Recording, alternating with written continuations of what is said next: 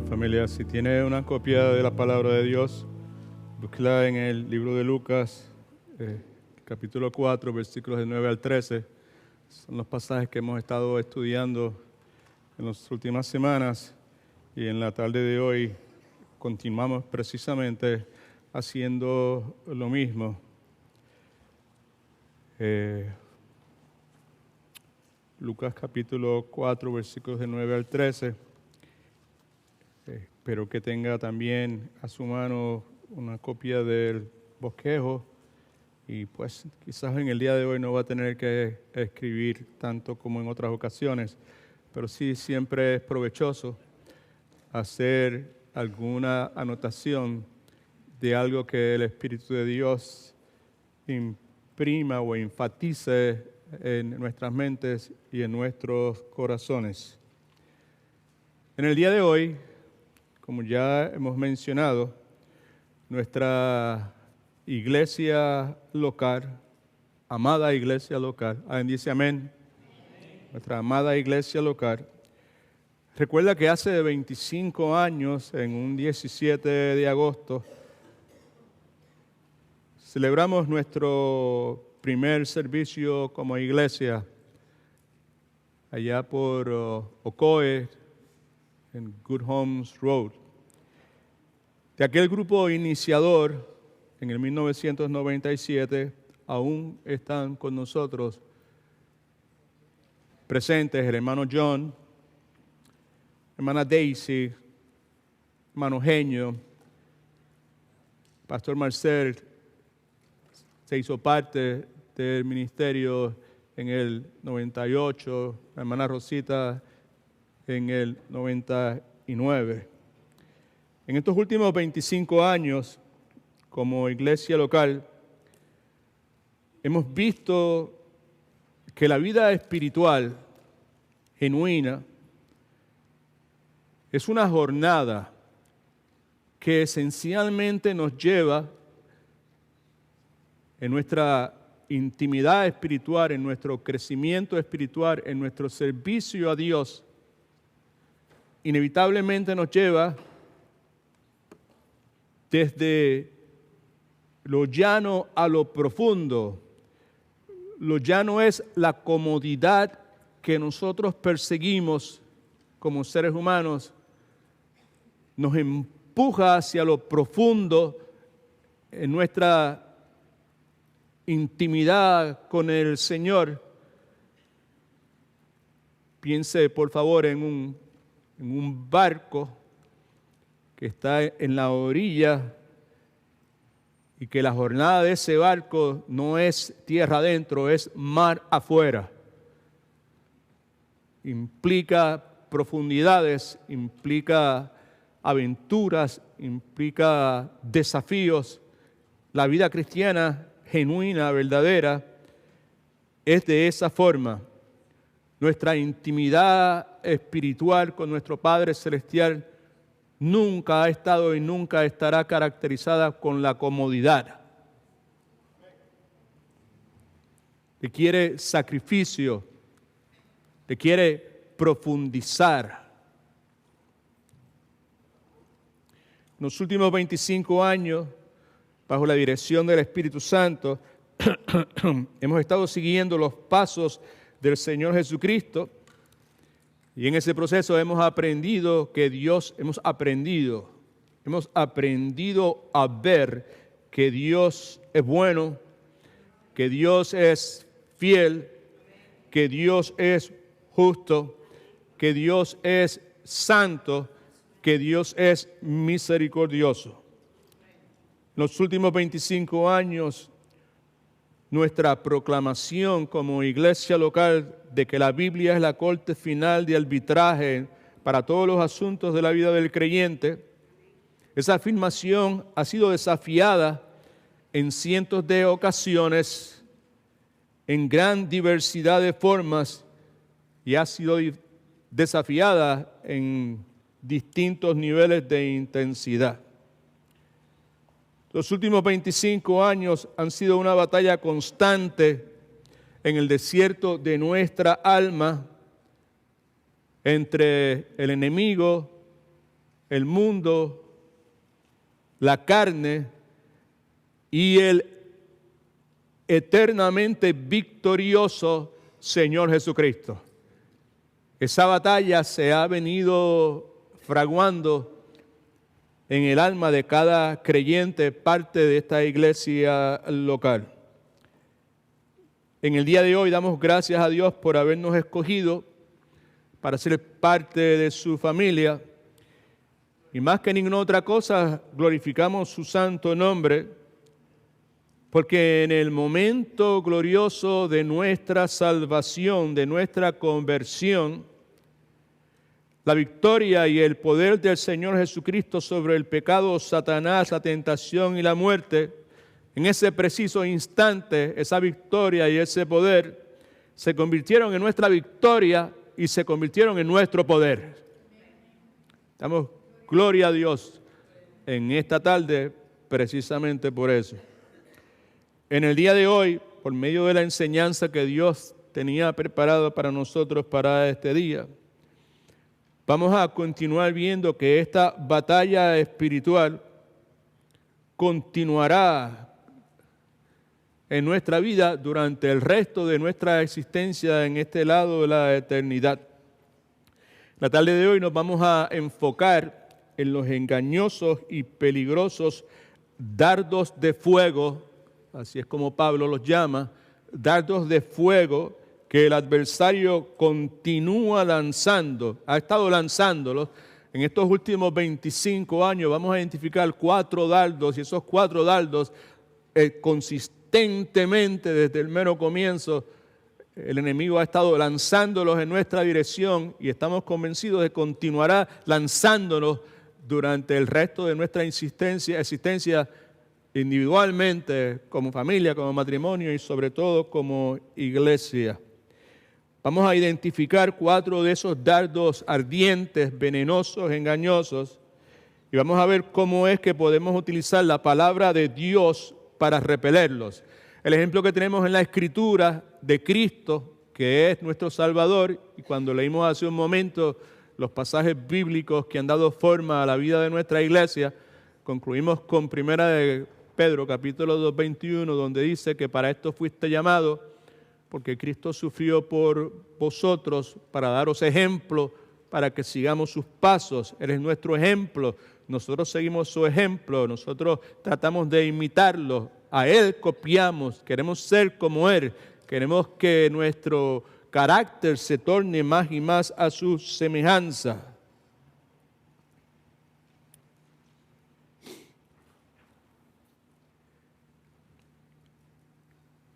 Y una de las cosas que hemos visto con absoluta claridad y altamente significativo para cada uno de nosotros, mientras estudiamos este evento que se conoce como la tentación de Cristo en el desierto, que es narrado por Marcos, por Lucas y Mateo, es que Cristo, cada vez que es tentado por Satanás, no se queda con los brazos cruzados.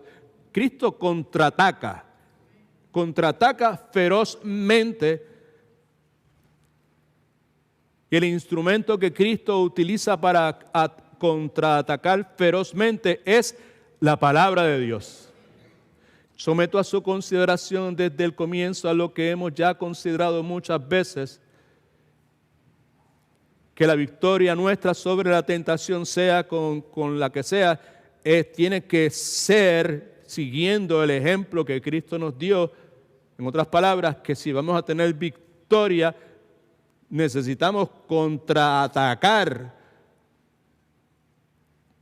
firmes con la palabra de Dios. Pero hay una situación que necesitamos también considerar con honestidad y recalibrar, y es el hecho de que nunca podremos nosotros contraatacar con una palabra que nosotros no tengamos dentro de nosotros. Amén. Razón por la cual invertir tiempo y energía y esfuerzo un miércoles por la noche para venir a Matetes, para muchos de ustedes no ha sido ningún problema, porque lo que ha estado sucediendo es que durante todo ese tiempo nos hemos estado saturando de la palabra de Dios. Y si se nos presenta cualquier oportunidad para venir domingo en la mañana, lo hacemos porque en esos domingos por la mañana temprano lo que hacemos es saturar nuestras mentes de la palabra de Dios. ¿Dónde está usted en esta hora en su guerra espiritual? Yo no sé, usted lo sabe, pero yo sí le puedo decir algo. Y es que si usted no ha estado atesorando la palabra de Dios en su corazón, como la Escritura dice que debemos hacerlo, no es muy probable que usted esté experimentando la victoria que Cristo ya ganó para usted y usted no estará usando, no tendrá usted acceso al poder de Cristo, que ahora, si usted se ha convertido genuinamente o Dios lo salvó, es parte de su vida. Nada de lo que acabo de decir es parte de las notas que tengo preparadas aquí. Para algunos de ustedes se preguntan, ¿y por qué el pastor tiene notas? Porque esa fue la forma en que me enseñaron en un seminario a preparar un mensaje. Y en los últimos años, pues, en la medida que pasa el tiempo, las facultades de uno para recordar lo que ha escrito y ha estudiado va menguando. Y ahora veo más utilidad para las notas de que lo que tenía anteriormente. All right? Ok. Así que vamos a ver en esta tarde nuevamente estos 4 dardos, se los digo de antemano. La presión de grupo es un dardo, el orgullo es el otro dardo, la presunción es el otro dardo y el pragmatismo es el otro dardo. Quizás la última parte, el pragmatismo, diga que tiene que ver eso conmigo. Sea paciente porque tiene que ver muchísimo con la forma en que usted y yo bregamos con los distintos asuntos y las distintas tentaciones que el enemigo presenta en nuestra vida. Este estudio de esta porción bíblica de Lucas capítulo 4, versículos del 1 al 13, la comenzamos hace como 4 o 5 semanas. Hemos tenido 3 enseñanzas. La primera de ellas, el enfoque fue en clarificar la verdadera identidad de nuestro enemigo, el diablo, Satanás, Lucifer, el engañador, el tentador, todos esos nombres que la palabra nos da. Lo primero que vimos es que nuestro enemigo con el cual estamos luchando, con el cual Cristo estaba luchando en esa tentación en el desierto, es un enemigo real. No es producto de la imaginación de Cristo, no es una metáfora, es un enemigo real y personal. Usted y yo lo que tenemos es un enemigo real y personal. ¿Okay? Nos dice la Escritura que es un ángel caído que tiene inteligencia sobrenatural. Usted y yo no tenemos la inteligencia que él tiene, con poder sobrenatural extraordinario y con un odio siniestro dentro de sí que busca destruir todas las cosas que Dios defiende y todas las cosas que tienen valor para Dios. Vimos también que es un engañador mortal.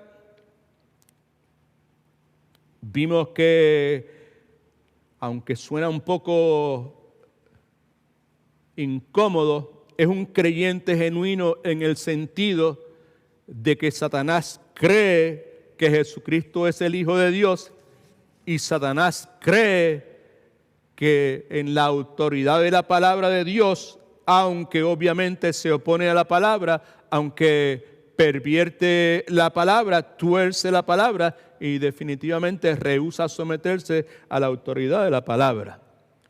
Vimos también en esa primera enseñanza, en cuanto a la identidad verdadera de nuestro enemigo, que nuestro enemigo es un hacedor de milagros. Tiene poder sobrenatural, porque es un ser sobrenatural, y con ese poder sobrenatural tiene la capacidad de realizar obras sobrenaturales. En ese momento enfatizamos el hecho de que Jesucristo en Mateo capítulo 7 nos advierte la posibilidad de que haya no creyentes que pertenecen al reino de Satanás que puedan realizar milagros auténticos. Está eso presente en la porción que hice En aquel día muchos me dirán, Señor, Señor, en tu nombre hicimos esto, esto y aquello otro. La última cosa que dijimos que es la más importante es que nuestro enemigo, este engañador, este tentador, es un enemigo derrotado, ¿ok? Y que el cristiano genuino y verdadero debe vivir como uno que es victorioso, no debe vivir como una víctima. ¿Alguien dice amén? La segunda vez que nos reunimos para hablar sobre particular, dijimos que Satanás es el rey del engaño, el padre de toda mentira. Dijimos que este enemigo de nuestras almas es más peligroso cuando viene camuflajeado como un mensajero de paz, como un proveedor de prosperidad y como un restaurador de esperanza. Esas tres cosas son cruciales, esas tres cosas están presentes, esas tres cosas estaban presentes en él desde el comienzo y todos los portavoces que él tiene, sea en iglesias, sean en posiciones de gobierno, vienen siempre acompañados de esas tres filosofías o esas tres posiciones. En el día de hoy, cuando escuchamos la voz de Satanás, siempre será por medio de uno de esos portavoces, que podría ser un falso maestro, un falso profeta, puede ser un creyente carnal, o puede ser un político impío o una celebridad cristiana impía. El punto que enfatizamos es que aun cuando esos portavoces están ahí, nunca debemos olvidar que nuestro enemigo real es el adversario que se esconde tras bastidores. Muy importante. Hablamos de cómo dentro de una tentación él puede camuflajear otras tentaciones. Hablamos de la tentación que él presenta delante de nosotros a seguir mis apetitos carnales. Hablamos de la frase, si te hace sentir bien, haz lo que te dé la gana, que es el eslogan que tenemos en nuestro país, en nuestra cultura. Hablamos de la tentación del egocentrismo, primero yo, segundo yo, tercero yo. Hablamos de la tentación a estar descontento, susurra a nuestro oído, tú te mereces una condición mejor de la que estás pasando, te mereces un esposo mejor, te mereces una esposa mejor, te mereces unos hijos mejor, te mereces una casa mejor, te mereces un carro mejor, te mereces esto y aquello otro mejor. Al concluir esa sesión dijimos que el descontento, el estar descontento es un terreno sumamente fácil para otras tentaciones. Hablamos de la tentación de la impaciencia, cuando nos susurra, si puedes hacer algo ahora, ¿por qué estás esperando? Dale, echa para adelante. Contrastamos eso con la realidad bíblica de que Dios siempre, ¿verdad?, en toda la Escritura, exhorta al creyente de que debe estar siempre en espera del tiempo perfecto de Dios. Gloria a Dios. Lo último que dijimos en ese particular, la tentación de dudar del amor de Dios. Si Dios es tan bueno como es, ¿por qué te está pasando esto? Si Dios te salvó, ¿por qué perdiste tu trabajo? Si Dios es tu salvador, ¿por qué tienes tal enfermedad? ¿Por qué te salió cáncer? ¿Por qué perdiste tu hijo? ¿Por qué perdiste tu mamá? ¿Por qué están pasando tales y cuales cosas? Right? Okay. Una de las cosas que dijimos es que como iglesia siempre seremos tentados y que si vamos a tener la palabra de Dios en nuestra mente, vamos a entender que esa tentación en cierta forma prueba lo genuino de nuestra fe. Y hablamos suficiente sobre ese particular. All right. Simplemente eso fue un breve repaso de lo que hemos visto hasta ahora. La porción de hoy se encuentra en el versículo 9 al 13 del capítulo 4. Lee de esta forma. Entonces lo llevó a Jerusalén, esto es Satanás. ¿A dónde había llevado, o mejor dicho, dónde estaba primero Jesús antes en las otras tentaciones? ¿Alguien me dice? ¿Dónde estaba? En el desierto. All right? Just consider that.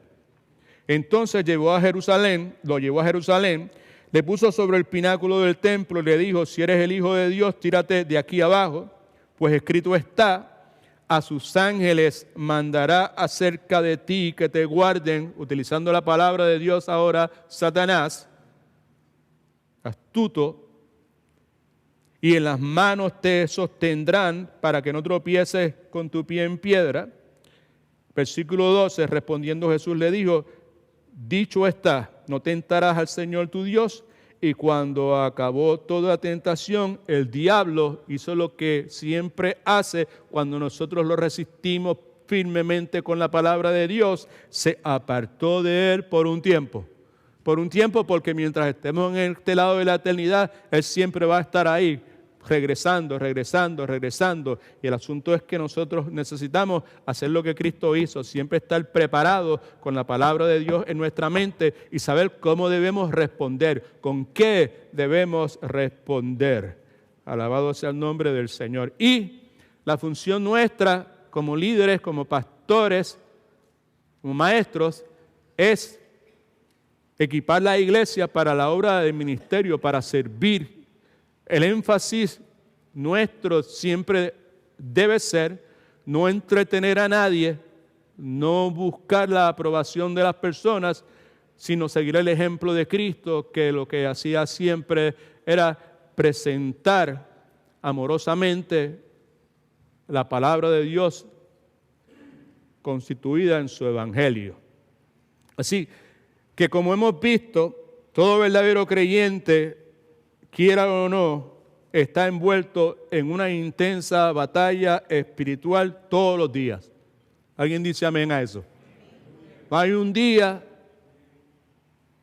en que los venenosos dardos del engaño de Satanás dejen de ser lanzados en nuestra dirección. No hay un día, no hay un momento en ningún día. Someto a su consideración que mientras estaba parado aquí al lado izquierdo, mientras estaba haciendo la lanza de oración, recibí par de esos dardos venenosos del enemigo, los cuales pude repeler utilizando la palabra de Dios. Así que Él no va a respetar circunstancia, momento de ninguna clase. Inclusive uno de los lugares donde más envía dardos es aquí donde estamos. Alabado sea el nombre del Señor. El apóstol Pablo está seriamente familiarizado con estos ataques y advierte la iglesia de Éfeso de esta forma en Efesios capítulo 6, versículo 16, me parece que está en la pantalla. Y Pablo dice: ante lo inminente de esta batalla espiritual, sobre todo, por encima de todas las cosas, tomen el escudo de la fe.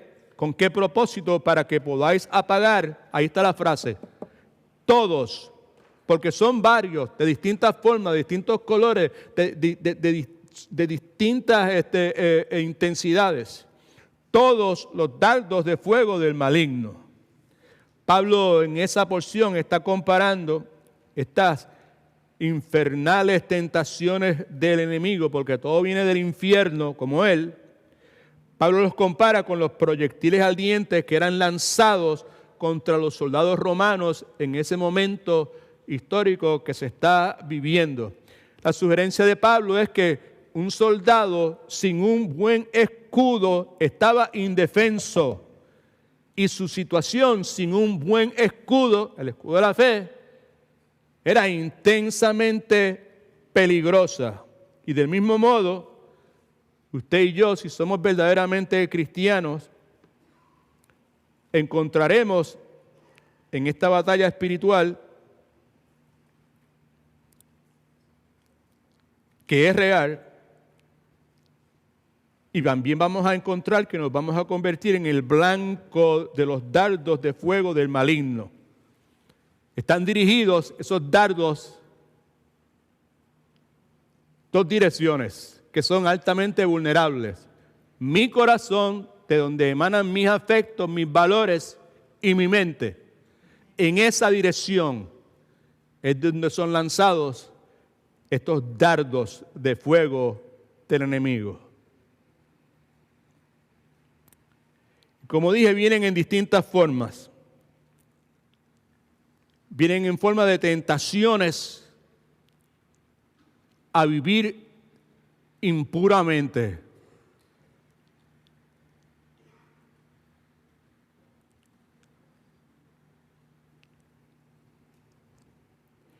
Vienen en forma de solicitaciones, solicitándote. La voz de Él está solicitándote. La mayor parte de nosotros quizás nunca escuchemos literalmente la voz de Satanás, pero sí vamos a escuchar sus insinuaciones en nuestra mente y vamos a escuchar esas insinuaciones a través de las voces de sus embajadores, de los que los representan. Sean familiares, sean cristianos carnales, sean políticos pseudo-cristianos, sean celebridades pseudo-cristianas. Solicitaciones a que pensemos en nosotros. En otras palabras, solicitaciones a que seamos egocéntricos. What about you? What about you? ¿Qué está pasando contigo? Y tú, como señalamos ahorita, ¿sabes? Primero yo, segundo yo, tercero yo. En las enseñanzas previas. Viene en forma de engaños que siembran dudas y temor en la mente del individuo. Vienen en forma de atracciones fatales hacia la codicia, a querer más, hacia la avaricia, la ambición.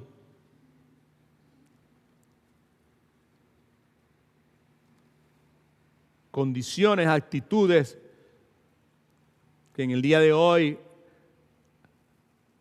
consistentemente la iglesia de este tiempo trata de santificar.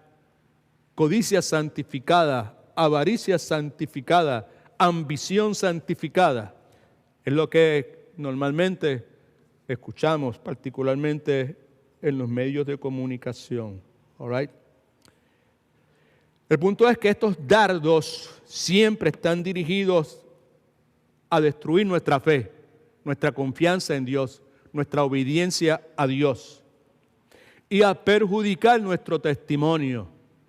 Así que por consiguiente tenemos que estar atentos y necesitamos pues saber qué es lo que está pasando a nuestro alrededor, cómo debemos responder, y esa es la intención de nuestra enseñanza. Las notas suyas, lo más rápido que podamos, 4 dardos de fuego dirigidos a destruir nuestra fe y perjudicar nuestro caminar con Dios. Someto a su consideración que estos 4 dardos de fuego, hablaba con mi hermano el pastor Marcel y compartíamos ambos que estos dardos han estado presentes durante los últimos 25 años, desde el mero comienzo, desde el primer día, presentes ahí, y han sido más de una las veces que hemos sentido su presencia, su ardor, su quemazón. Hemos sido afectados, hemos tropezado con esas tentaciones. Lo que hemos visto mientras hablábamos es que esto no fue idea nuestra, esto fue idea de Dios. Fue el Dios que nos llamó y fue el Dios el que nos encaminó, nos dio dones espirituales, nos dio un llamado a servirle en estos roles. Y ese Dios nos movió a convertir la palabra de Dios en la corte final de arbitraje en todos los asuntos de nuestra vida. Esa decisión, como dije, ha sido desafiada consistentemente en distintas formas y distintas intensidades en los últimos 25 años. Pero por la gracia de Dios, su gracia es suficiente, hemos podido reconocer cada uno de esos dardos y por la misericordia de Dios hemos podido levantarnos y caminar en la dirección que Dios quiere que caminemos. Amén. Por eso estamos aquí en la tarde de hoy todavía, 25 años después, algo poco usual en el tiempo en que vivimos, y si estamos aquí no es por nosotros, es a pesar de nosotros. Amén. Única y exclusivamente por la gracia y la misericordia de Dios. Así que veamos primeramente el primer dardo. El dardo número 1 es la presión de grupo. ¿Okay? Now, ahí en su bosquejo, en el lado que dice presión de grupo, tratamos de clarificar a qué nos referimos. Y dice lo siguiente: presión de grupo en esencia es el anzuelo que nos mueve a hacer algo para ganar la aprobación. Eso es lo que necesita escribir, para ganar la aprobación de otros que están mirando. Presión de grupo es un anzuelo, y Satanás suelta el anzuelo, ¿verdad?, que nos mueve a hacer algo para ganar la aprobación de otras personas que están mirando. Eso es lo que está detrás de lo que Satanás presenta a Cristo en el versículo 9, que dice: entonces lo llevó a Jerusalén, estando en el desierto. No se olvide, porque eso es significativo. Estaba en el desierto, ahora está en Jerusalén. Lo lleva a Jerusalén, lo pone en el pináculo del templo y le dice: si tú eres, o como ya sabemos, ya que tú eres, dado el caso que tú eres el Hijo de Dios, tírate de aquí abajo. Right? Now, significativo, como acabo de sugerir varias veces ya, que contrario a las otras dos tentaciones que ocurren en un lugar aislado, como no es el desierto, esta tentación ocurre en medio del ajetreo, del bullicio de Jerusalén, la ciudad santa, probablemente delante de decenas de personas, cientos de personas y quizás miles de personas. Significativo también, acuérdense que una de las cosas que establecimos al principio es que el enemigo era un enemigo real. Aquello sucede en un desierto real. Right?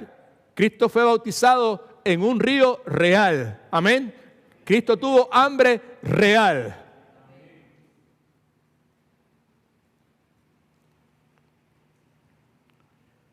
Significativo que luego de pasar 40 días en el desierto, Cristo es llevado súbitamente al centro de Jerusalén. Me refiero obviamente al centro religioso de Jerusalén, que era el templo. Así que esta tercera táctica del engañador consistió en sutilmente tentar a Jesucristo para que hiciera algo que le pudiese ganar la aprobación de la multitud religiosa en Jerusalén.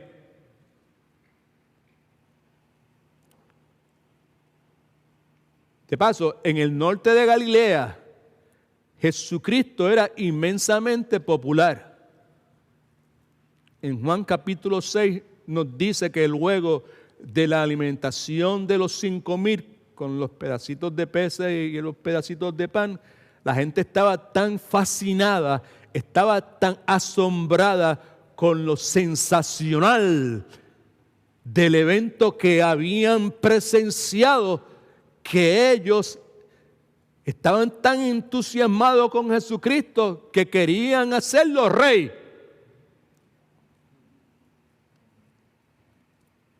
Algo con lo cual Jesucristo no estaba muy contento, que digamos.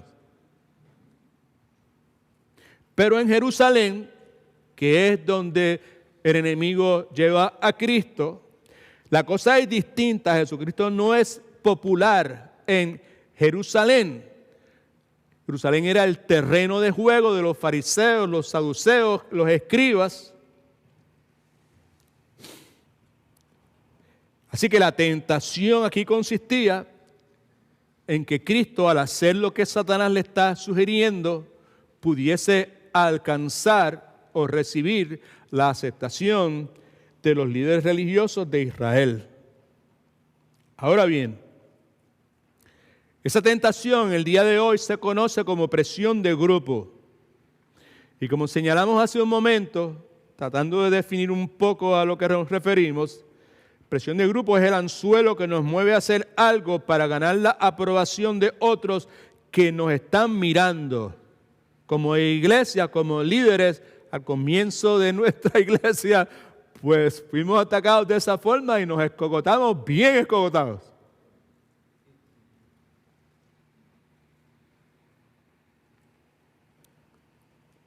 La presión de grupo, escuche que es importante, tiene una influencia un tanto mística, produce un valor, una valentía, un denuedo falso, porque te mueve a ti a hacer cosas que normalmente tú no harías.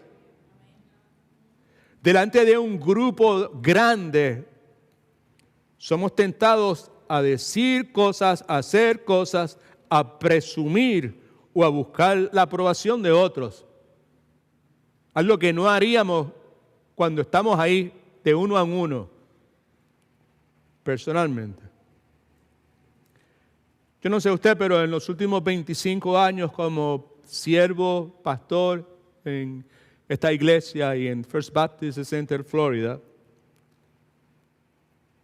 en más de las veces que yo quisiera mencionar, he visto personas que bajo la influencia de un grupo han dicho y han hecho cosas que sin lugar a dudas, yo conozco a esas personas, nunca hubiesen dicho esas cosas en privado. Pero delante de otras personas, ante la presión que esas personas estaban ejerciendo sobre ellos, fueron capaces de decir y hacer cosas que, como dije ya hace un momento, en privado, nunca lo hubiesen hecho. Aún más, la palabra de Dios nos enseña que fue precisamente en una reunión grande, en una congregación religiosa, reunidos en un recinto, estaba el lugar lleno totalmente a capacidad. Fue en ese lugar que la gente que estaba allí presente votó en favor, por la presión de grupo, votó en favor de crucificar a Jesucristo y dejar libre a un criminal conocido llamado Barrabás. ¿Alguien me está entendiendo? All right, good. Me parece a mí que esa decisión loca, una decisión, just a crazy decision, to choose Barabbas over the rabbi.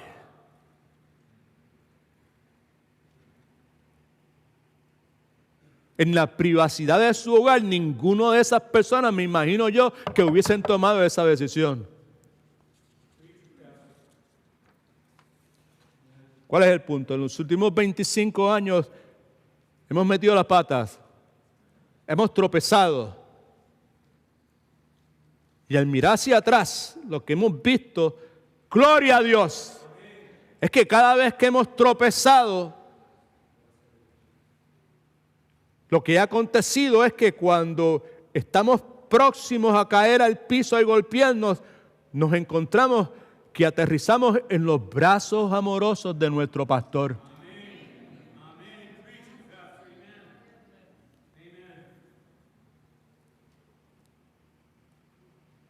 Hemos aprendido algunas cosas. Creo que está en sus notas. Una de ellas es que siempre debo esforzarme no por agradar a otras personas, sea quien sea mami, sea papi, sea el nene, sea la nena, sea la suegra, sea el suegro.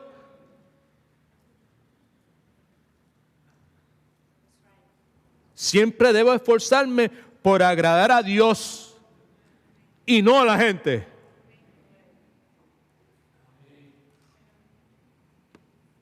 Si usted agrada a Dios, entonces, subraye, si quiere subrayar, subraye lo que vale la pena. Entonces, no importa a quien usted desagrade.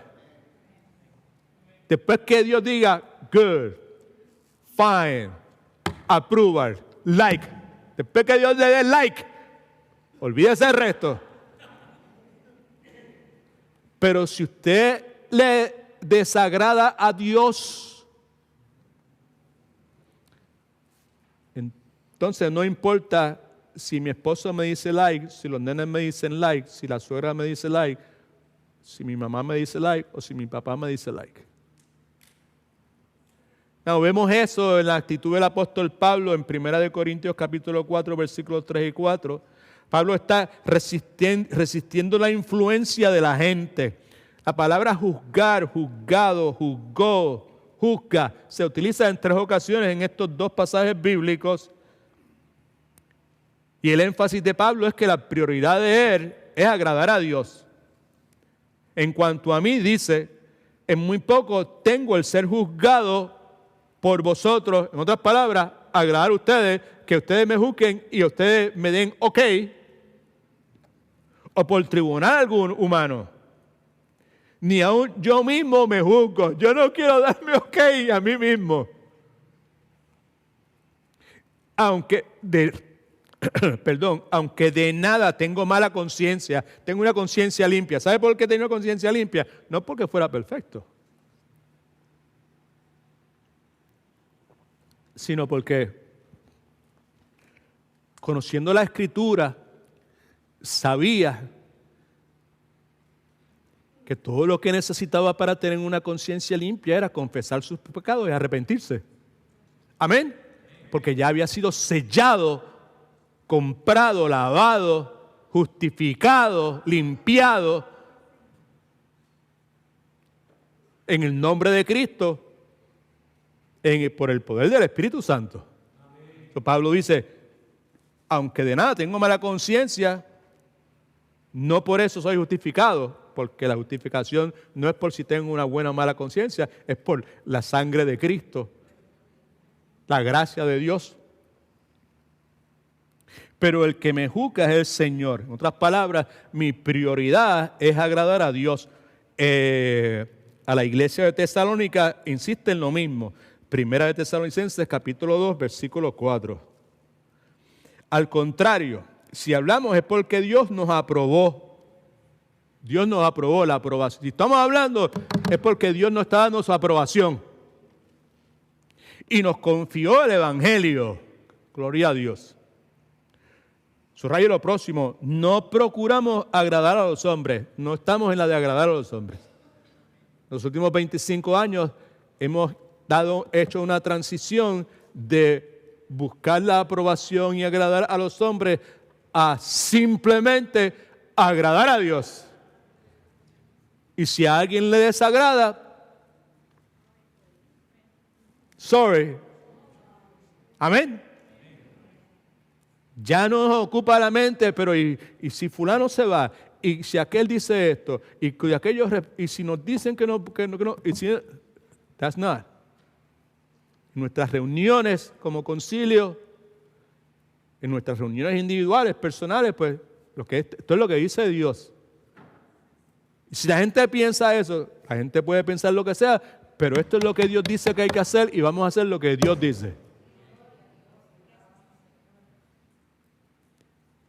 A veces no ha sido muy complicado, pero en momentos ha sido altamente complicado.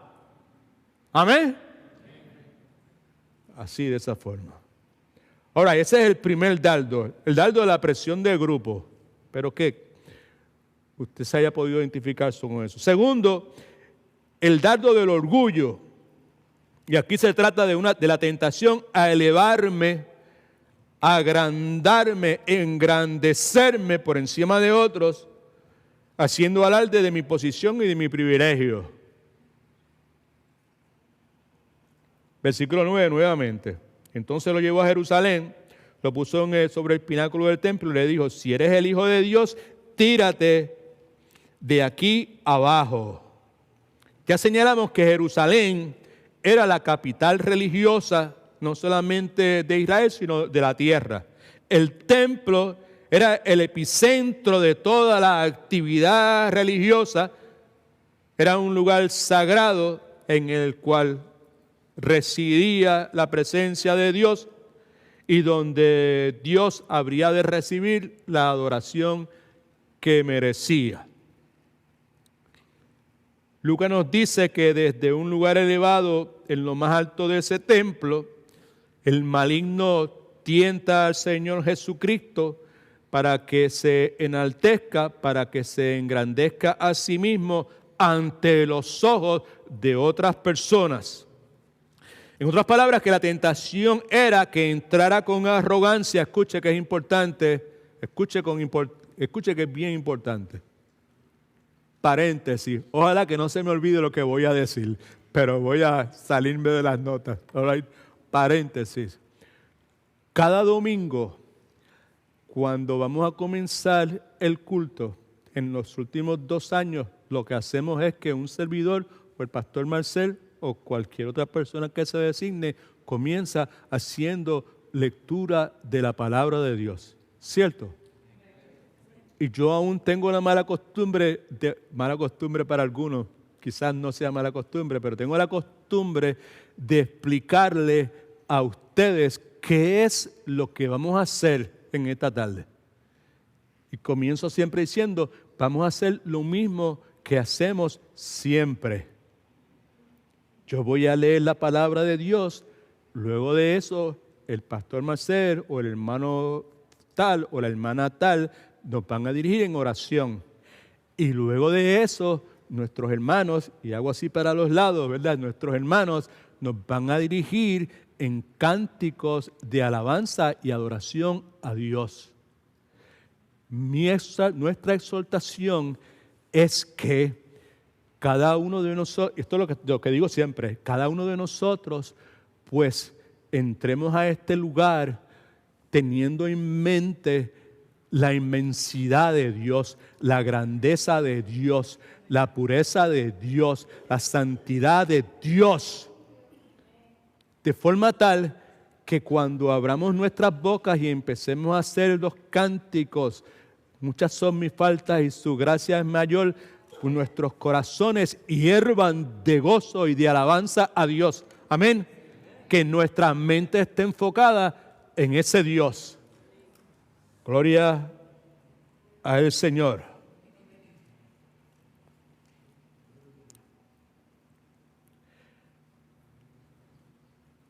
La razón por la cual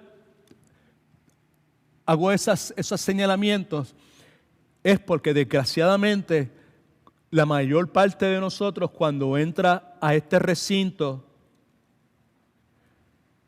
esas cosas no están en la mente nuestra.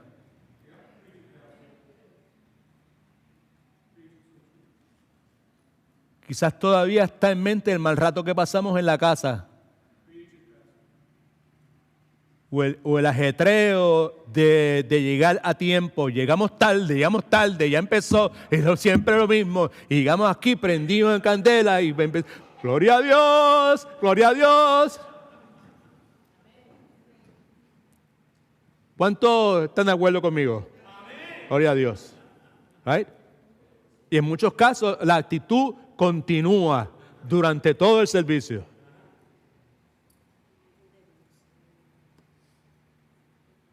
Yo someto a su consideración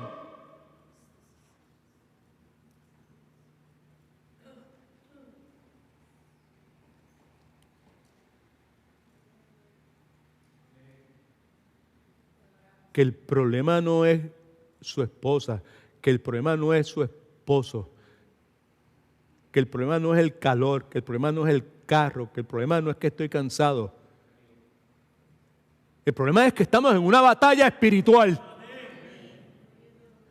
Y que como nuestras mentes no están saturadas de la palabra de Dios,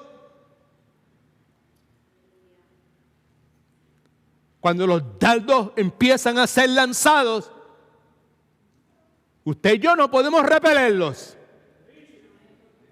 A pesar de los 45 años que llevamos en los caminos.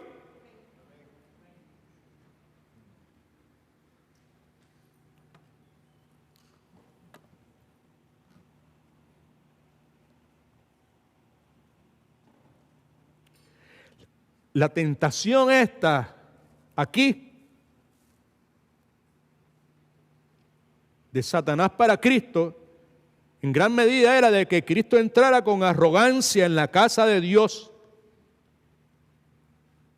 Ya que tú eres el Hijo de Dios, tírate.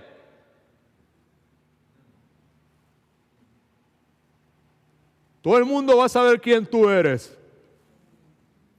Right? En mi país dicen cuando una persona es arrogante, ¿sabes? Están dándose golpes en el pecho, ¿verdad? O puños en el pecho. Algo así, ¿verdad?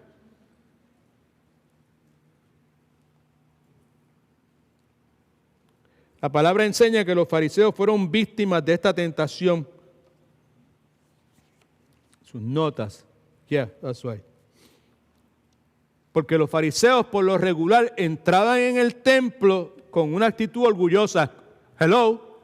Dice, no, pues yo no entro con... Pues, tú sí entras con una actitud orgullosa. ¿Quién? Yo, sí, tú. Porque si no entras con una actitud de humildad ante la magnitud, la grandeza, la santidad, lo excelso de Dios, no hay punto medio. Pues yo estoy en between es tibio.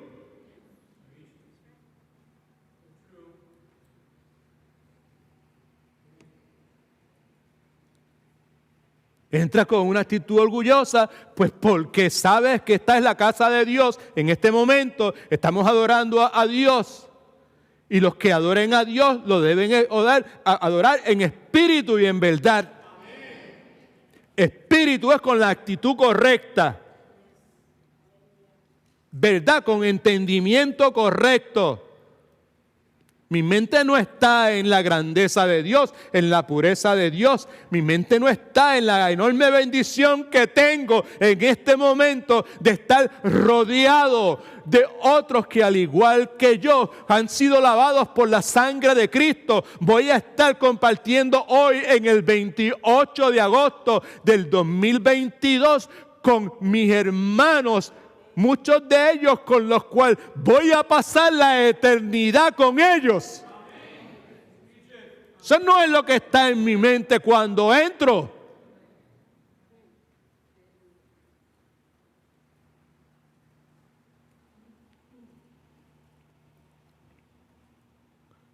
Los fariseos por lo regular entraban en el templo con una actitud orgullosa que les causaba mirar con desprecio o ignorar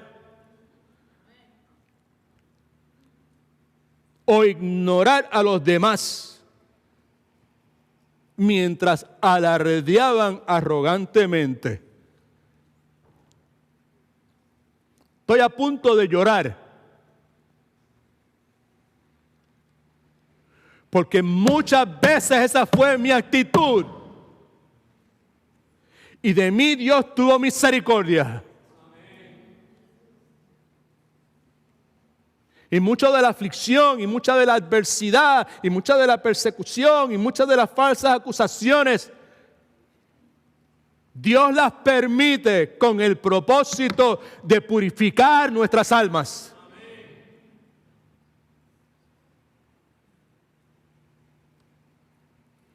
Lucas 18, 10 y 12 dice, 2 hombres subieron al templo a orar, uno era un fariseo y el otro era el publicano.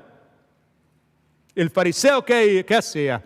Puesto de pie, oraba consigo mismo de esta manera: Dios, te doy gracias porque no soy como los otros hombres, ladrones, injustos, adúlteros, ni aun como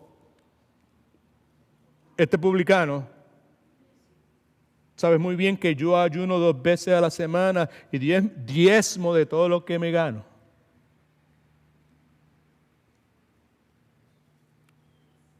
El publicano lo que hacía, el Señor dándose en el pecho, pero diciendo, Señor, ten misericordia de mí que soy pecador. Y lo que Cristo dice es que los 2 salieron del templo, pero el único que salió justificado fue el publicano. Ahora, toda esa pomposidad ocurre ¿dónde? En el templo. No pierda de vista. Ocurre en el templo. Ocurre en la iglesia. Ojalá Dios le abra los ojos del entendimiento y podamos aprovecharnos, nutrirnos, edificarnos de lo que la palabra nos dice. Y es en el templo donde vemos al fariseo autoexaltándose,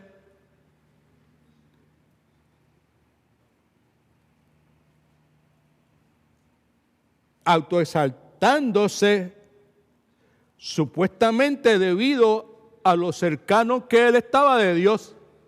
Porque todo lo que dice, yo hago esto, yo hago eso, yo estoy cerca de ti.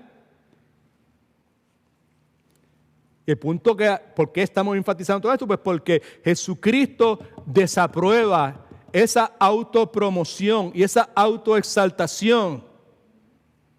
Cristo condenó esa actitud. Mateo 23, 5 y 7. Antes bien, hablando de los fariseos, hacen todas estas cosas para ser vistos por los hombres.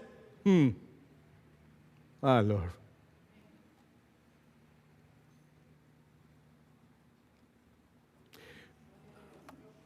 Que no se me olvide, por favor. Todos sabemos la analogía de el espejo, ¿right?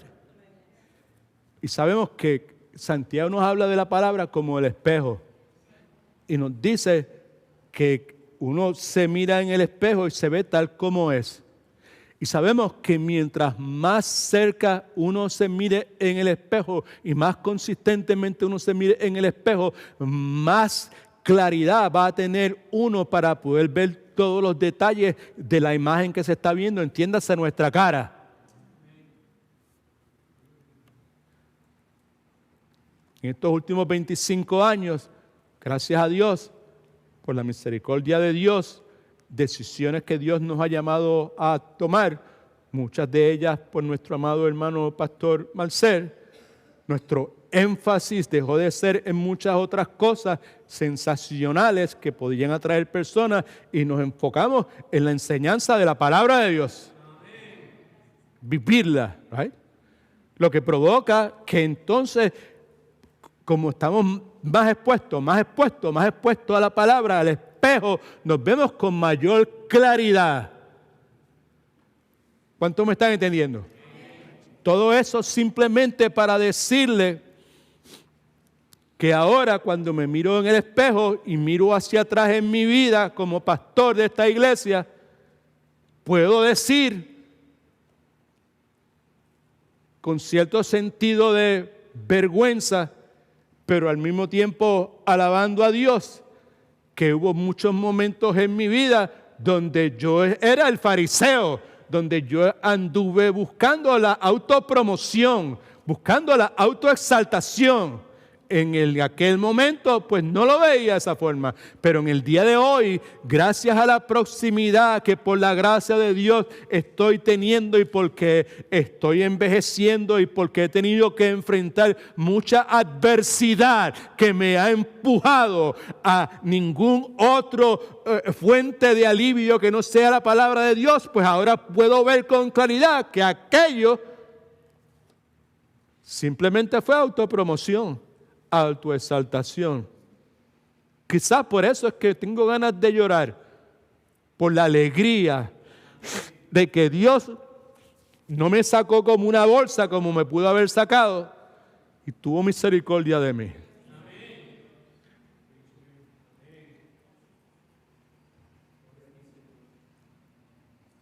Estos fariseos hacen todas las obras para ser vistos por los hombres. Versículo 6 dice que aman los primeros asientos en las cenas, las primeras sillas en las sinagogas, las salutaciones, que todo el mundo los salude. Estoy aquí, se paran de aquí para que todo el mundo, ¡fariseo! Y que le dijera, ¡Rabí, Rabí, Rabí! Todas esas cuestiones. ¿Okay? Así que el punto es que eso era precisamente lo que Satanás estaba tentando a Jesucristo hacer. Por otro lado, escuche que ahora es que se pone buena la cosa. La Escritura claramente enseña que en la encarnación Dios llamó a su Hijo a la autohumillación, no a la autopromoción ni a la autoexaltación. A ninguno de nosotros se nos llamó a autoexaltarnos y a autopromovernos. La Escritura nos dice que Cristo nace de una mujer simplemente para poder identificarse con nosotros. Cristo nace en un pesebre maloliente, en pobreza extrema. Cristo abandonó su trono en gloria de forma tal que pudiese tomar la vasija y la toalla del siervo humilde. Autohumillación. Mateo 10:45, uno de los pasajes favoritos nuestros, porque el Hijo del Hombre no vino para ser servido, sino que vino para servir y para dar su vida en rescate por muchos. Jesucristo vino para tocar la piel enferma del leproso. Jesucristo vino para alcanzar los impíos publicanos. Jesucristo vino para abrazar la olvidada chusma del mundo. Chusma, chusma, chusma. No se ría mucho porque usted y yo hacemos lo mismo. Le sacamos el cuerpo a la chusma. Cristo no vino a sacarle el cuerpo ni a olvidarse de la chusma del mundo. Cristo vino a abrazar.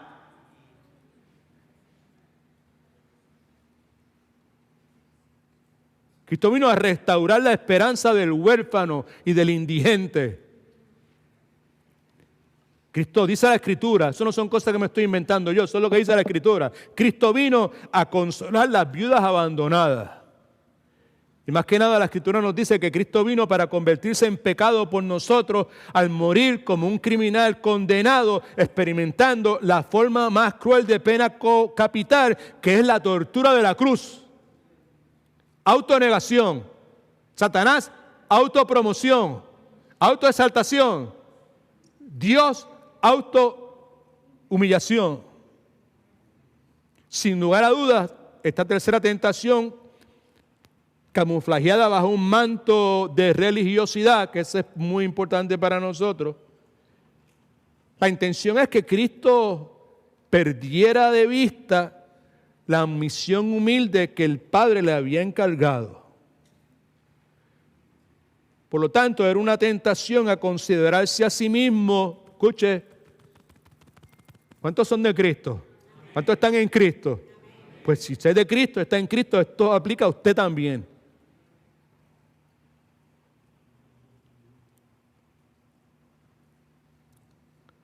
Era una tentación a que Cristo se considerara a sí mismo por encima de todo y de todos.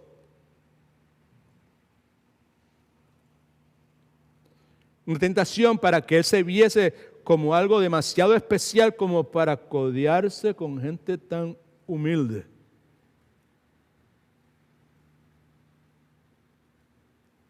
Una tentación a aislarse de la gente con la cual Él vino a identificarse. Ahora bien, como decía el fiscal puertorriqueño, dígame si es o no cierto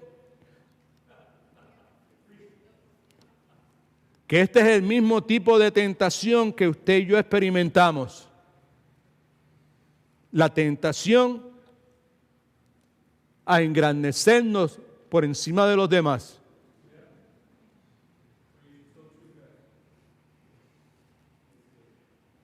La tentación a aislarnos de los humildes. A aislarnos de los marginados.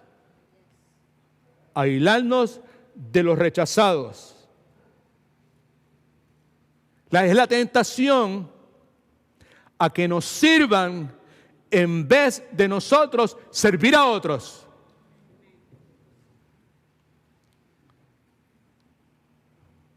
Escriba esto en sus notas, por favor. Satanás es más peligroso cuando se camuflajea como un ángel de luz. Él se acercó a Cristo con la Escritura en su boca. La palabra nos advierte que el adversario utiliza la religión, no el cristianismo bíblico, evangélico, no, la religión como carnada en sus anzuelos. El ser religioso es una de las carnadas que el Satanás utiliza en los anzuelos que él tiene para que nosotros sucumbamos a sus tentaciones.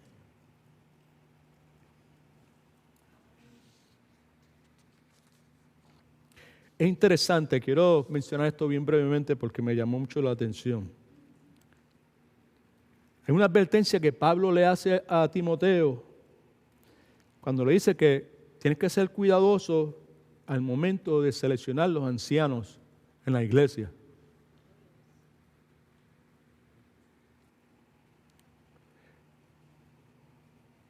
No está en sus notas, escríbalo por algún lugar. 1 Timoteo 3:6. dice, el anciano no debe ser un neófito.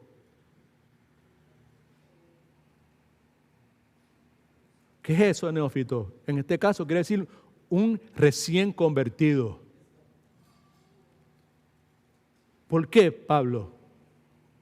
No sea que envaneciéndose caiga en la condenación del diablo. No sea que se llene de orgullo y caiga bajo la misma condenación que cayó el diablo. Y no está hablando de edad.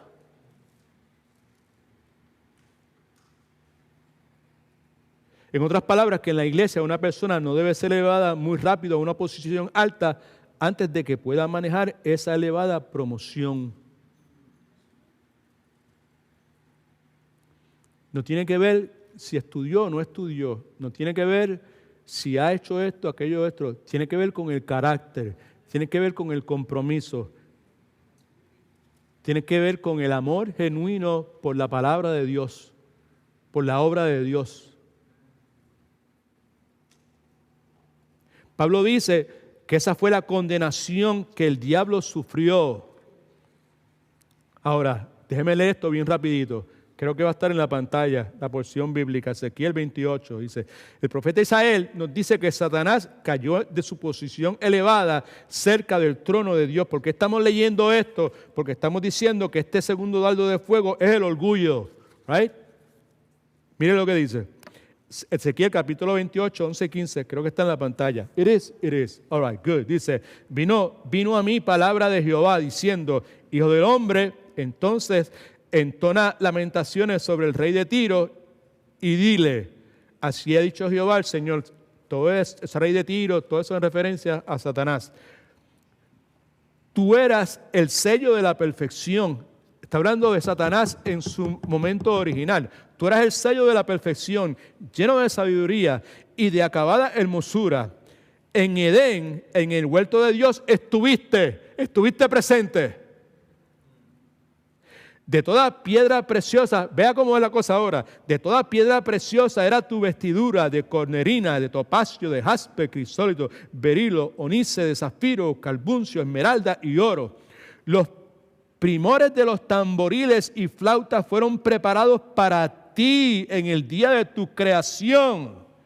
Tú, querubín grande, protector, yo te puse en el santo monte de Dios. Allí estuviste y en medio de las piedras de fuego te paseaste. Pero mira ahora, perfecto eras en todos tus caminos hasta el día en que fuiste, ¿qué? Un ser creado. Muy importante. Dios no es un ser creado. Cristo no es un ser creado. Satanás es un ser creado. Hasta que fuiste creado, mejor dicho, hasta que se halló en ti maldad.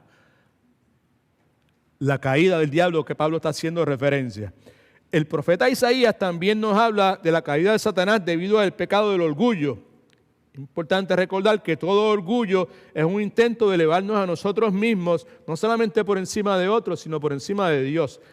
Isaías capítulo 14, versículos 13 y 14 dice, tú que decías en tu corazón, hablando del enemigo, subiré al cielo, en lo alto, junto a las estrellas de Dios, levantaré mi trono y en el monte del testimonio me sentaré en los extremos del norte, sobre las alturas de las nubes subiré y seré semejante al Altísimo. Mis queridos hermanos, el enemigo de nuestra alma cayó en la tentación de la autoexaltación y la autopromoción y anda en busca de discípulos que sigan su ejemplo. Mientras que Jesucristo le dice a sus discípulos algo totalmente distinto. Esto es lo que le dice. Porque el que se enaltece será humillado. Y el que se humille, dardo número 3, la presunción. Se refiere a la tentación de tratar de forzar a Dios para que actúe en una forma que es contraria a su divina voluntad. Ojalá que después que usted se vaya a su casa, piense un poquito y vuelva a leer y si quiere escuchar, vuelva a escuchar, porque aquí esto es lo que nos pasa a nosotros consistentemente. Otra vez, se refiere a la tentación de tratar de forzar a Dios para que actúe en una forma que es contraria a su divina voluntad. Es la tentación de tratar de forzar a Dios a que siga la agenda humana en vez de que el hombre siga la agenda de Dios. Es la tentación a coquetear innecesariamente con el peligro, con la intención de forzar a Dios para que demuestre su poder.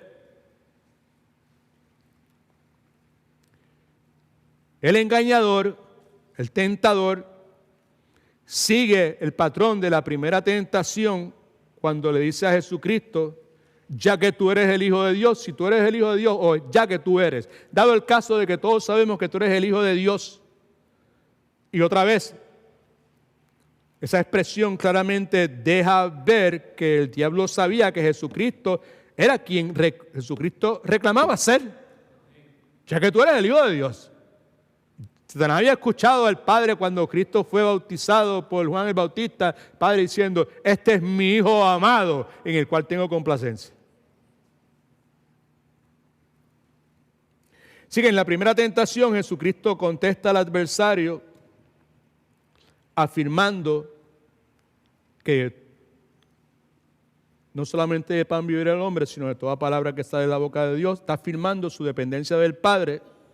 Ahora el adversario contraataca empujando esa dependencia a límites mayores. En otras palabras, lo que está diciendo, voy a leer esto bien rápido para que podamos terminar a tiempo. Está diciendo, si tú estás dependiendo de Dios, como has dicho antes, no solamente de pan vive el hombre, sino de toda la palabra que proviene de la palabra de Dios, entonces pruébalo ahora tirándote de aquí. Si tú dependes de Él, tírate de aquí. Y como tú eres el Hijo de Dios, que todos nosotros lo sabemos, sin duda tú puedes hacer todo lo que tú quieras hacer. Así que déjanos ver lo bien que Dios provee para tus necesidades. Tírate. Tírate y así estarás probando tu confianza en la protección de Dios. Tírate porque como hijo de Dios que tú eres, tú tienes privilegios y esos privilegios tienes que utilizarlos. Si tu Dios es real, tírate. Tírate porque si es real, entonces nada te va a suceder. La Escritura nos dice que el enemigo le cita la Escritura a Cristo diciendo, está escrito. Trata de utilizar la Escritura para derrotar la Escritura. Y como es de esperarse, porque es lo que ha hecho desde el primer día, el engañador, dos cosas: maneja incorrectamente la Escritura y malinterpreta la Escritura. Alguien en una ocasión dijo lo siguiente: usted puede hacer que la Biblia diga lo que usted quiere que diga. El diablo es un maestro en eso, en el arte de la manipulación. El diablo cita supuestamente, tergiversado, malinterpretado, mal citado, Salmo 91, 11, que dice: pues a sus ángeles mandará acerca de ti que te guarden en todos tus caminos. Cuando Satanás cita ese pasaje bíblico, hay una omisión obvia muy importante. Satanás lo que dice: tírate porque a sus ángeles mandará acerca de ti que te guarden. Si no se ha dado cuenta, la omisión consiste de la frase en todos tus caminos. Son los caminos de Dios. La frase en todos tus caminos implica que Dios promete protegernos, esto es lo que es importante, en todo lo que está dentro de su voluntad. Dios promete protegernos en todo lo que está de acuerdo a sus caminos. Salmo 91, 11 no es un cheque en blanco que dice que en todo lo que yo haga, yo puedo hacer lo que yo quiera hacer, tranquilo, porque Dios siempre me va a rescatar. Eso no es lo que dice. Es una promesa de Dios de preservar al creyente piadoso en el contexto de la verdad que ha sido revelada. En el día de hoy hay un gran peligro. El peligro es que algunos de los trabajos más mortales del tentador son realizados en la casa de Dios, detrás de púlpitos. Bueno, ya la mayor parte de la gente no usa púlpitos, ¿verdad? Son realizados en la casa de Dios por medio de la mala utilización de la palabra de Dios. Textos fuera de contexto como pretexto para hacer toda clase de barbaridades. Así que la tentación que en este momento consideramos es la tentación a presumir que podemos forzar a Dios a que actúe. Escuche que es importante. Escuche. Forzar a Dios a que actúe en formas contrarias a su voluntad divina. Tírate de aquí abajo, de allá arriba, porque Dios te va a cachear, brother. You can count on that. Problema. La iglesia del día de hoy está llena de gente que confunde una cosa que se llama fatalismo. Preste atención, que es importante. Con fe. Fatalismo es la creencia que sugiere que todos los eventos están predeterminados y por consiguiente inevitables. Es una mala utilización, es una tergiversación de la doctrina de la soberanía de Dios. Me explico. Son las personas que dicen que son cristianas y deciden no tomar medicinas.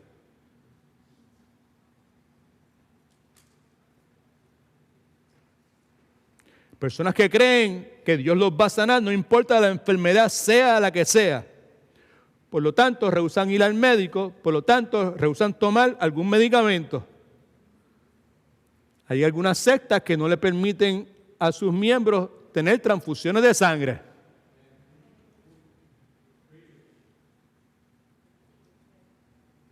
Estamos hablando de personas que rehúsan pensar, considerar, reflexionar y orar acerca de decisiones importantes.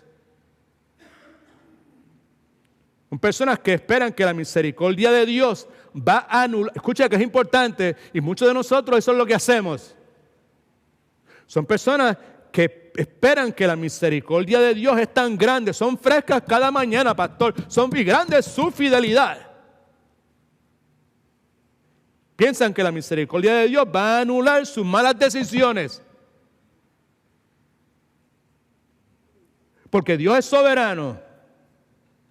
Y como Él es soberano, yo voy a tomar las decisiones que yo quiera y Él, tarde o temprano, las va a enderezar. Por lo tanto, yo no necesito orar sobre esto. Yo confío en mi Dios.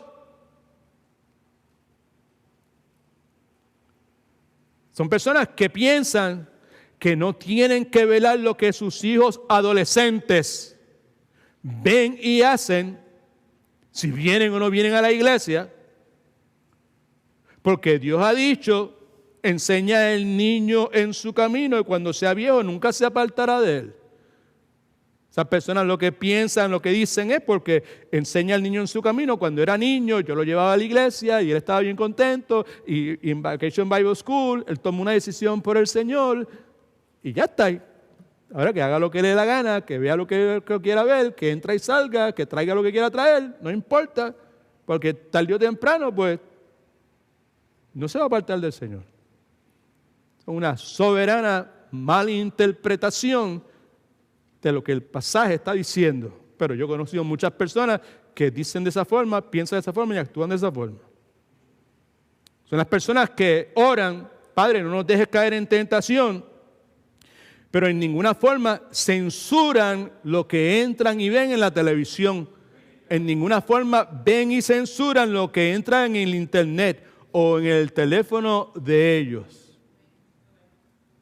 El punto detrás de todo esto es que esos razonamientos son insensatos y dejan ver la insensatez del corazón del hombre. Escriba esto en su bosquejo, por favor. Estoy hablando de las personas que ponen a prueba a Dios. En algunas denominaciones eso es una práctica constante. Y se ve como yo tengo fe, yo pongo a prueba a Dios. Yo digo, yo demando, yo declaro, yo confieso, yo ato. Escriba esto en sus notas. La persona que pone a prueba a Dios se está poniendo en una posición superior a Dios, donde Dios debe convertirse en su sirviente. Si tú pones a prueba a Dios, el que pone a prueba es el que manda. Y el que es probado es el que sirve.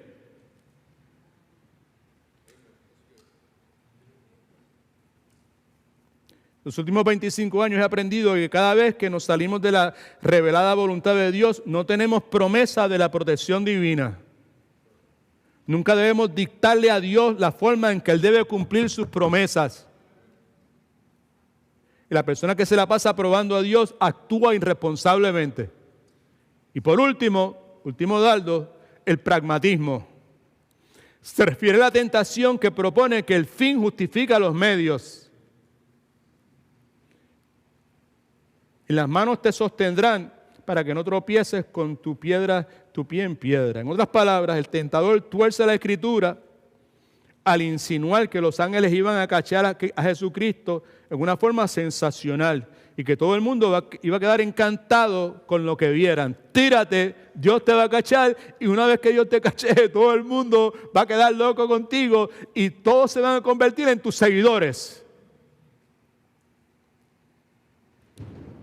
Así que la tentación consiste en provocar a Cristo a crear un ambiente de circos. A circus atmosphere, diríamos en inglés.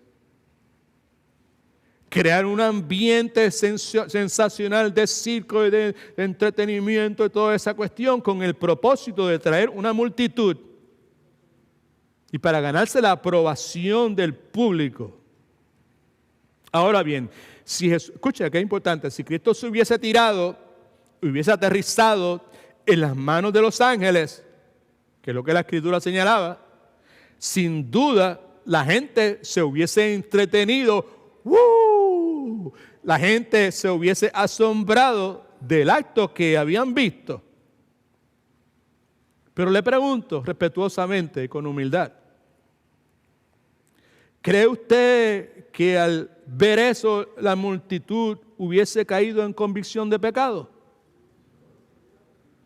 ¿Cree usted que la multitud hubiese sido movida a humillarse delante de Dios?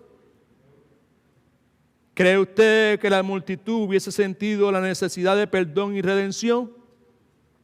Muy poco probable, podía haber sucedido, pero muy poco probable que sucediera. En los últimos 25 años, por la gracia de Dios, y aquí hemos fallado al principio muchas veces,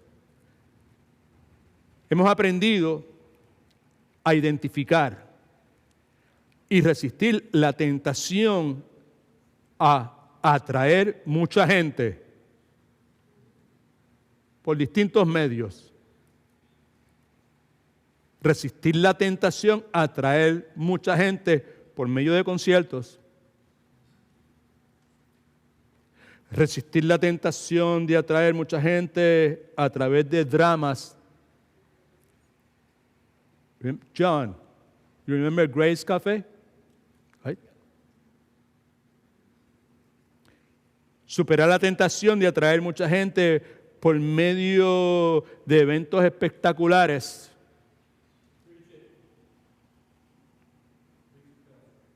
Simplemente estoy hablando de la tentación a atraer gente con los métodos incorrectos. Puesto de otra forma, la tentación a construir ministerios usando sensacionalismo. La tentación a crear cualquier método, a creer que cualquier método es correcto, siempre y cuando se alcance el resultado deseado. Y en la iglesia del día de hoy, el resultado deseado siempre es que venga mucha gente.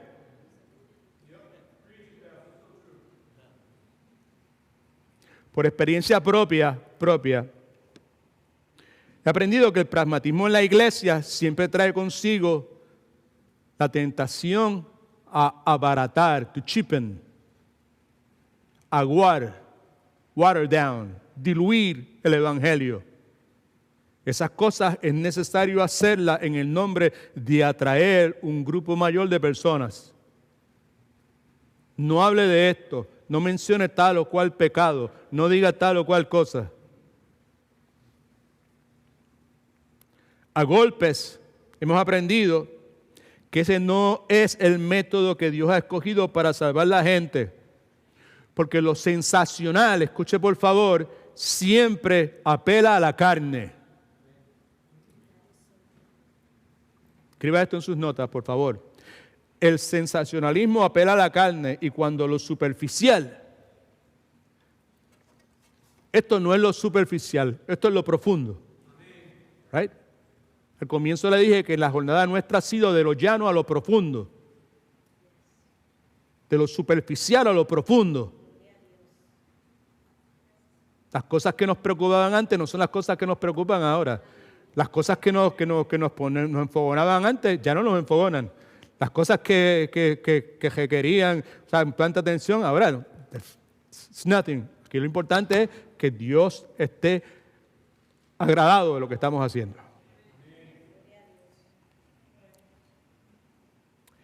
El sensacionalismo apela a la carne y cuando lo superficial es utilizado por la iglesia para atraer mucha gente, el resultado siempre es el mismo. Algo que esta congregación local no es. No es porque nosotros, por la gracia de Dios, hemos rechazado la tentación de irnos por esa idea pragmática, de utilizar eventos, conciertos y toda clase. Si funciona y viene mucha gente, lo vamos a utilizar. We say no to that. El resultado del pragmatismo en las iglesias es una congregación superficial.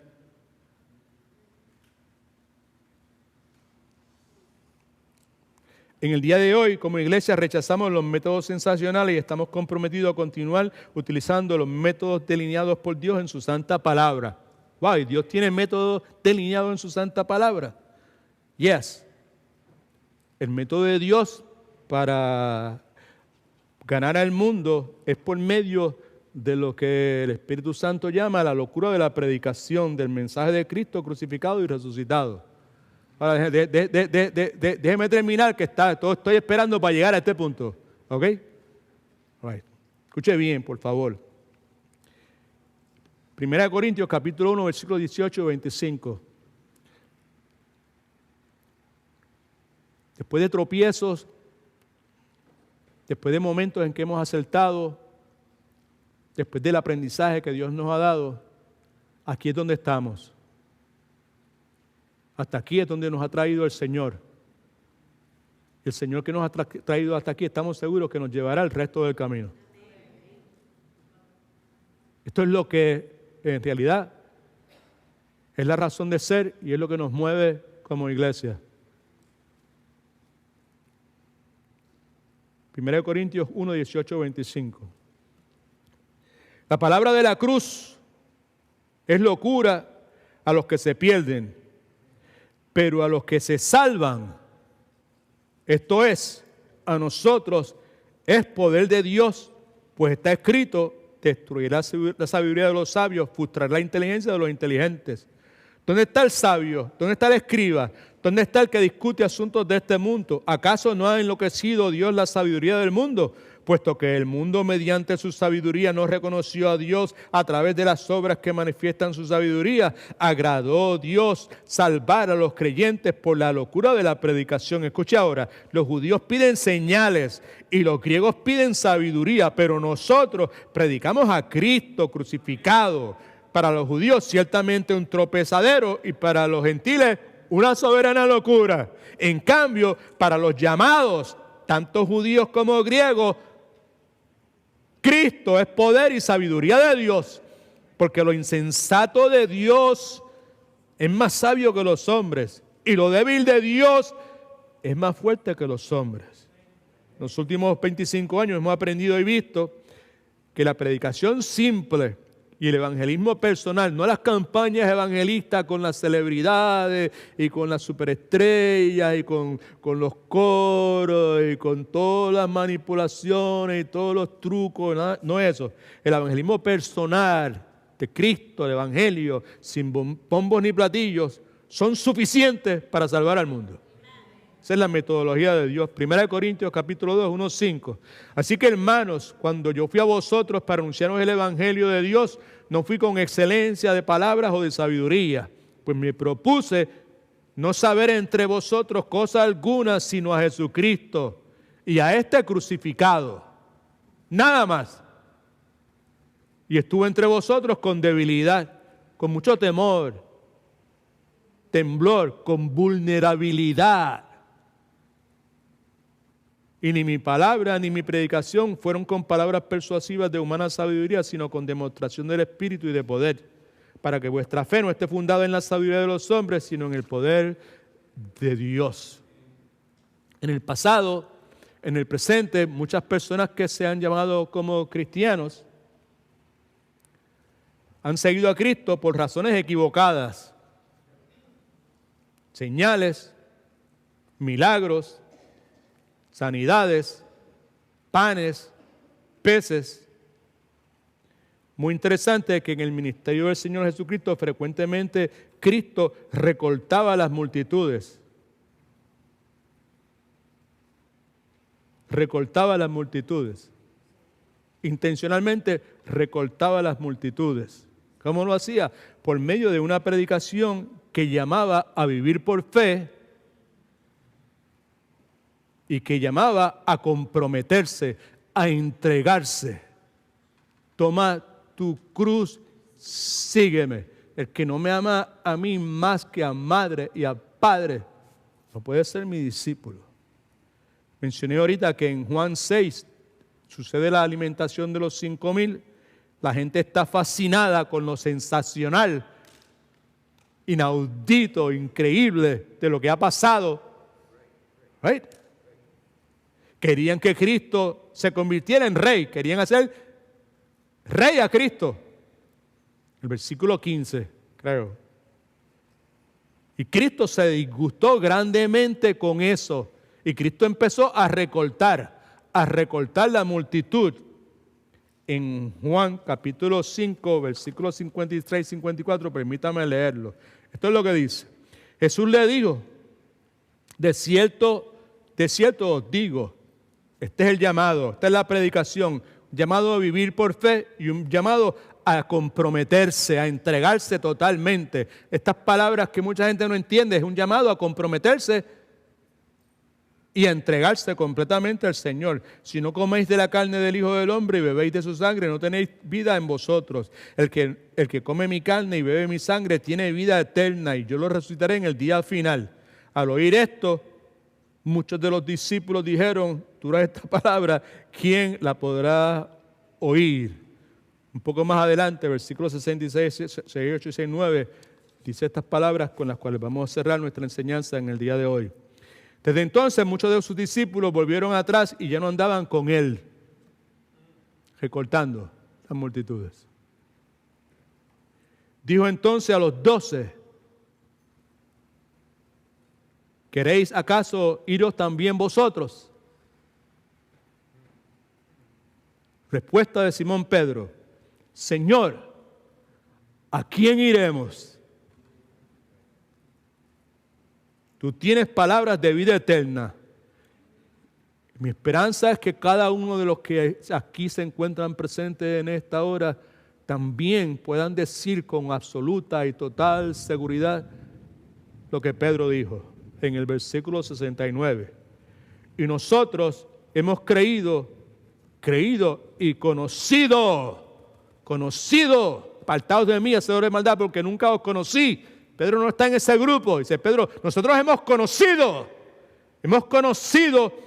que tú eres el Cristo, el Hijo del Dios viviente.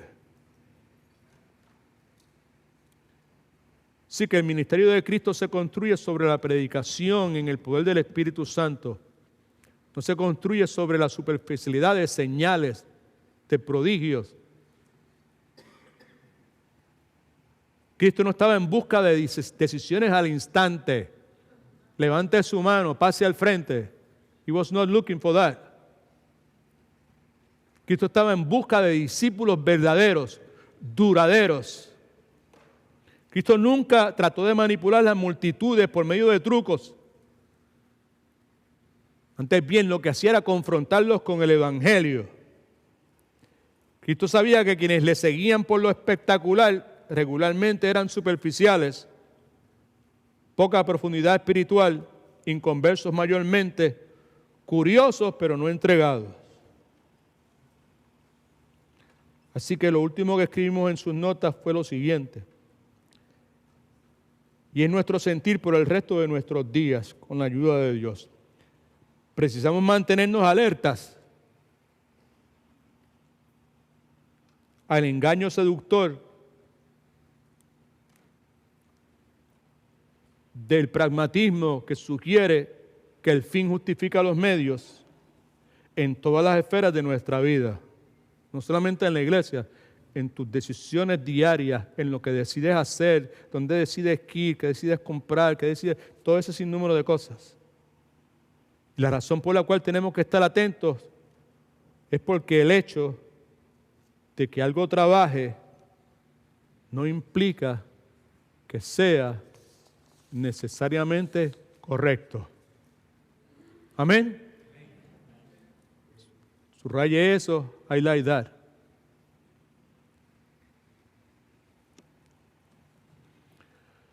Jesucristo es tentado. Jesucristo contraataca las tentaciones de Satanás agresivamente por medio de su palabra. La Escritura nos dice que ante cada contraataque de Cristo con la palabra, el enemigo abandonó su tentación y se fue. Es lo que cada uno de nosotros somos llamados a hacer. Problema que ya señalé previamente. Nunca podremos contraatacar la tentación del enemigo si en nuestra mente no está la palabra de Dios. Si no hemos invertido tiempo estudiando, escudriñando la palabra de Dios. ¿Cuántos son discípulos de Cristo? El discípulo, uno que imita a su Señor. Right? Cristo sufrió por nosotros para dejarnos un ejemplo, para que nosotros sigamos sus pasos, para que lo imitemos. Mi esperanza es que cada uno de nosotros, primeramente, hayamos recibido el llamado a la salvación. Si usted no tiene esa certeza, usted clame a Dios honestamente, de todo corazón. Cristo dijo que el que a mí viene, yo no lo rechazo. You can play, brother. All right. All right. So, God is good? All the time. 25 años. Esperanza. You can play. Yes. 25 años. Y el deseo de nuestro corazón es que, si es la voluntad de Dios, que nos dé salud para seguir sirviéndole. Pero ninguno de nosotros tenemos certeza de que vamos a estar aquí el próximo domingo. Si por alguna razón este fuese la última predicación que yo pudiese haber hecho, me siento bien. Con Pablo digo, tengo una conciencia limpia. Mi exhortación es que, por favor, en el tiempo que te queda, toma a Dios en serio. Dile que no a la tentación de que te sirvan a ti en vez de tú servir a otros. Sigue el ejemplo de Cristo. Amén. Vamos a salir, vamos a ir al Fellowship Hall.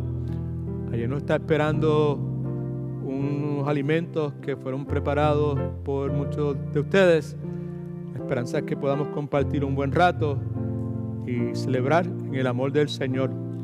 Si encuentra a su alrededor, mira caras que usted nunca ha saludado, propóngase levantarse y saludar y decir: mi nombre es fulano o fulana, me alegro verte, bienvenido, lo que sea, y viceversa. Si usted está segunda o tercera vez que viene, siéntase en la libertad, levántese usted también, y usted vaya y salude y lo que sea, porque eso es lo que Dios quiere que hagamos. Amén. Nos ponemos de pie, por favor.